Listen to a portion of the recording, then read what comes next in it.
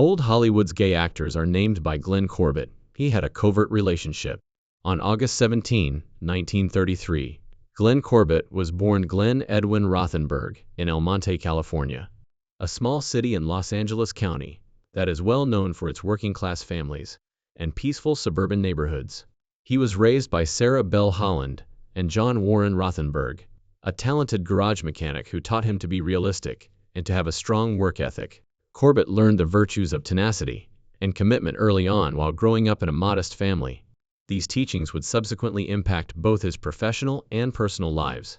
Even before he formally pursued acting, the Southern California setting of the 1930s and 1940s, together with its close proximity to Hollywood, gently introduced him to the entertainment industry.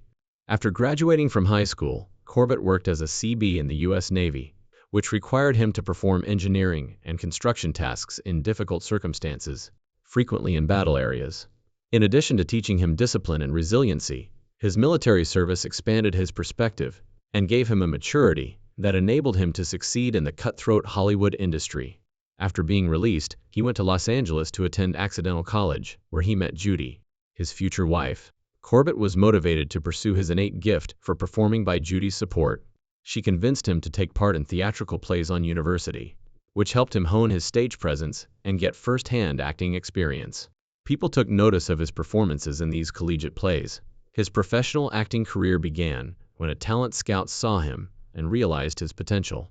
He eventually signed a deal with Columbia Pictures. He also worked as a model for renowned photographer Bob Miser at this time, whose images encapsulated the aesthetics and masculine physique of the time. Corbett improved his poise and confidence in front of the camera as a result of this modeling experience. In 1959, Corbett made his cinematic debut in The Crimson Kimono, a movie that gave him the chance to demonstrate his range as a dramatist in a plot that combined romance and mystery with a socially aware theme. He showed versatility in playing a range of characters, from soldiers to citizens, navigating the moral issues of post-war settings. In supporting roles in The Mountain Road, Man on a String, and All the Young Men, which swiftly expanded his early career. His ability to convey tension and mystery on screen was demonstrated in 1961 when he was cast in his first major part in William Castle's suspense movie, Homicidal. In 1965, he was chosen to play one of Jimmy Stewart's character's sons in the Civil War drama Shenandoah, which required both historical veracity and emotional nuance. In the years that followed, he broadened his acting career by playing Pat Garrett opposite John Wayne in the classic Western Chisholm 1970, which cemented his reputation in the genre, and by returning to co-star with Wayne in Big Jake 1971.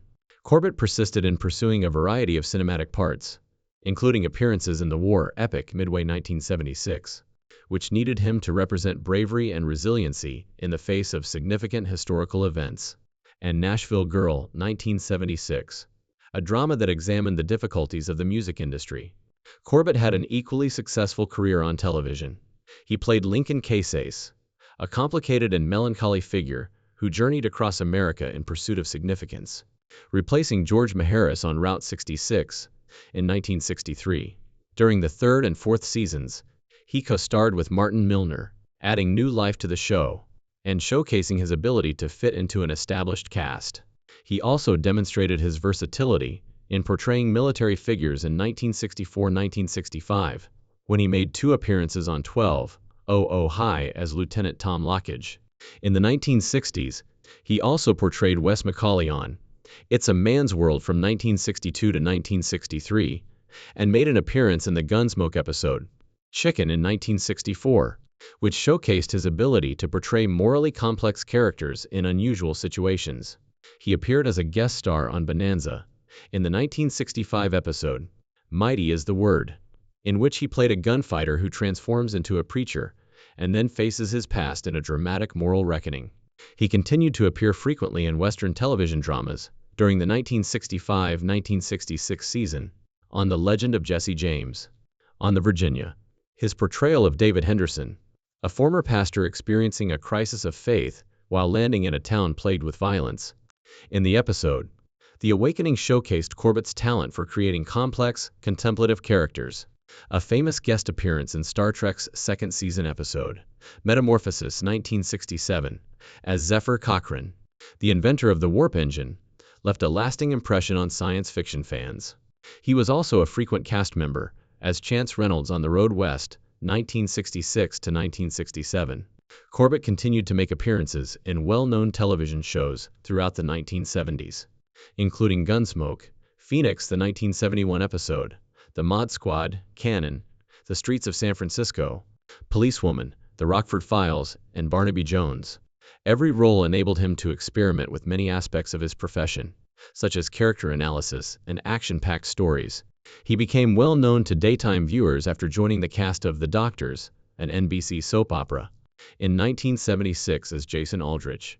He remained on the show for 5 years. His reputation as a versatile and dependable actor was further cemented in the 1980s, when he was cast in recurrent guest appearances on the primetime soap Dallas, where he played Paul Morgan from 1983 to 1984, and again from 1986 to 1988, able to captivate audiences in a variety of decades and genres.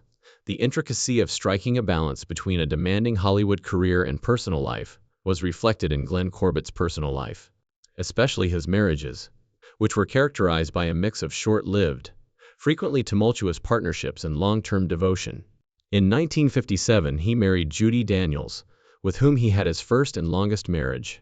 In his early years in Los Angeles, when Glenn was just starting to consider acting outside of his military service, he met Judy, a creative and encouraging companion. During the 16 years of their union, Glenn's career in cinema and television started to take form. Judy was instrumental in pushing him to take acting seriously during this marriage, particularly since he had been involved in campus theater during his unplanned college years. Despite their final divorce in 1973, Corbett's lengthy marriage represented a time of personal stability as he managed the opportunities and pressures of Hollywood's competitive landscape while juggling his domestic duties. Even though their marriage ended amicably, it was a watershed in Corbett's personal life and paved the way for later, shorter-lived partnerships. Glenn Corbett married Catherine Lee Glisson for a brief and well-publicized period in 1977, after divorcing Judy Daniels. However, this marriage didn't last long. It ended the same year it started. Although there isn't much information available to the public regarding the details of their relationship, the short duration of their union points to a mix of personal conflicts and the demands of working in the entertainment business. Hollywood stars of the time frequently had brief marriages because their personal relationships were frequently severely strained by the demands of their careers, extensive travel, and public scrutiny. Although it didn't last long, Corbett's marriage to Catherine Leah Glisson adds an interesting chapter to his life story by showing a time of experimentation and change in his personal life. Glenn Corbett remarried in 1978, this time to Jackie Lynn Henry, shortly after his second marriage ended. This marriage was as short-lived as his last one, lasting less than a year before it ended in divorce. Although the reasons for this quick breakup are mostly personal, it is indicative of a recurrent theme in Corbett's subsequent relationship life, a desire for friendship in the face of the uncertainty and volatility of a Hollywood career that required regular adjustment. Despite not lasting, these short-lived unions show the human side of Glenn Corbett, a man juggling the demands of celebrity with the need for deep interpersonal relationships. In conclusion, Glenn Corbett's marital background presents a picture of a guy whose private life was just as complicated and dramatic as the parts he played in movies. Corbett's experiences with love and marriage, from his long-term marriage to Judy Daniels, which offered early stability and support, to his brief liaisons with Catherine Lee Glisson and Jackie Lynn Henry, reveal the enduring difficulties of Hollywood life, as well as the intensely personal path of a man looking for connection in a world that is changing quickly. Known for his parts in Star Trek, The Catalina Caper, and Route 66, Glenn Corbett was a dynamic actor of the 1960s and 1970s, who made news in later years when he talked candidly about his private sexual life, which included romances with other celebrities during the heyday of Hollywood. Because he spoke about a topic that had been hidden for decades, Corbett's candor about his experiences was noteworthy. The secret lives of Hollywood's gay performers, who frequently had to hide their sexual orientation due to intense social and professional pressure. In interviews, Corbett was not afraid to name specific people he had dated, providing a unique window into a side of Hollywood that was then heavily guarded behind studio gates and meticulously manicured public personas. Among these was Corbett's statement, "I had a brief relationship with Tab Hunter, We were both young, ambitious, and navigating an industry that demanded we hide who we really were. Many fans were taken aback by Corbett's reference to Hunter, a well-known 1950s and 1960s heartthrob who had long been regarded as the archetypal all-American movie star. Corbett clarified that their relationship was sincere, highlighting that there was a real and emotional connection beneath the tabloid-worthy fascination. It was more than just physical, he thought. We talked about our hopes, our anxieties, and the kind of closeness that is impossible to fake on film. Corbett also talked about his friendship with Anthony Perkins, who played Norman Bates in Psycho. In the midst of secrecy, Corbett characterized their encounters as intense and complex. Corbett's memories vividly depicted the hardships gay actors experienced in mid-century Hollywood. Anthony and I understood each other in a way nobody else could. Hollywood was unforgiving, and if anyone had known about us, careers would have been destroyed overnight. Any departure from this story might lead to blacklisting, as studios carefully planned advertising efforts to portray their stars as straight, often setting up fictitious relationships.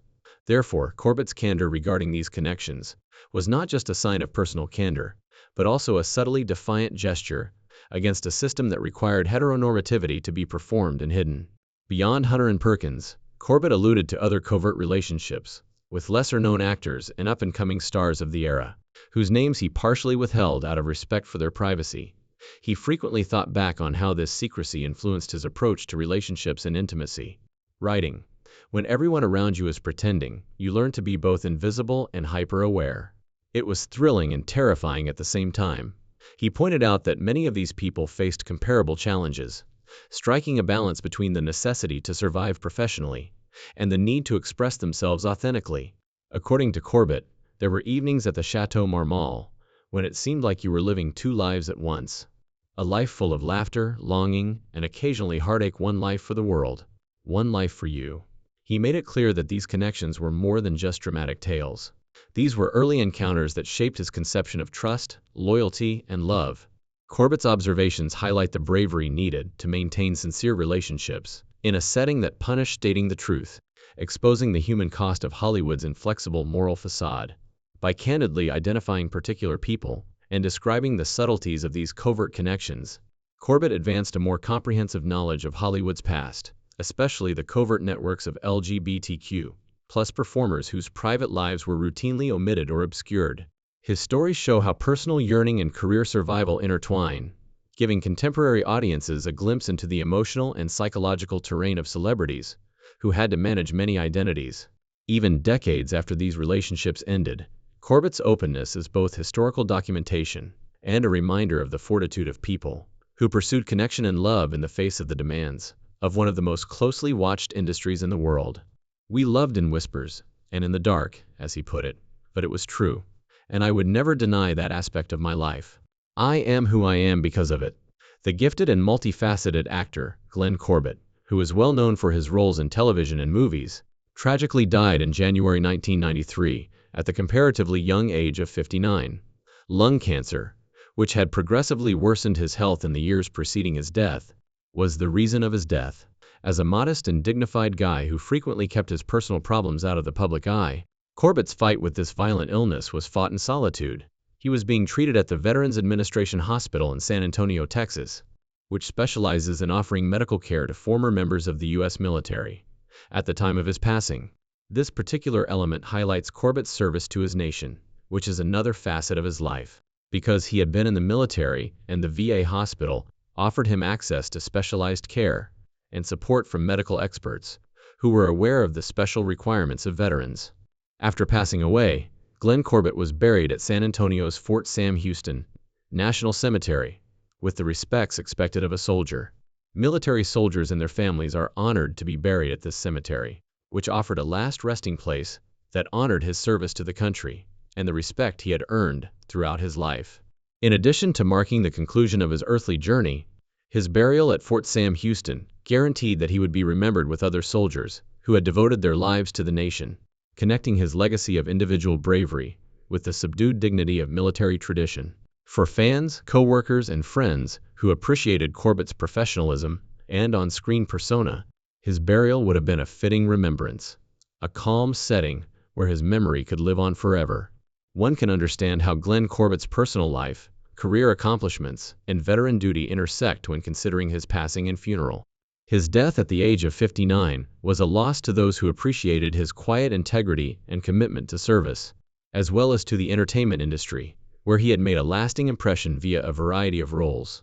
A more thorough comprehension of Corbett's life narrative is made possible by his ultimate resting site, care at a VA hospital, and the circumstances surrounding his death, one characterized by skill, dedication, and fortitude despite a terminal illness.